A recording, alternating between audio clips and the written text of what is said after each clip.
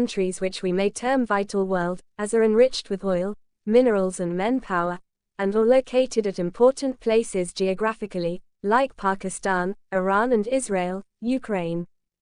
New World, mainly headed by China, moves with technology and science transfer with mutual peace.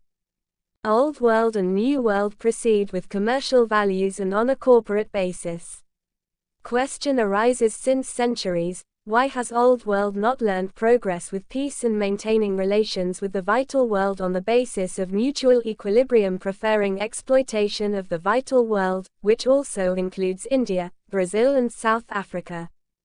It shows hegemony of exploiting classes in deep states of the Old World states, USA, UK, France etc., which shows exploitation of suppressed classes of the world.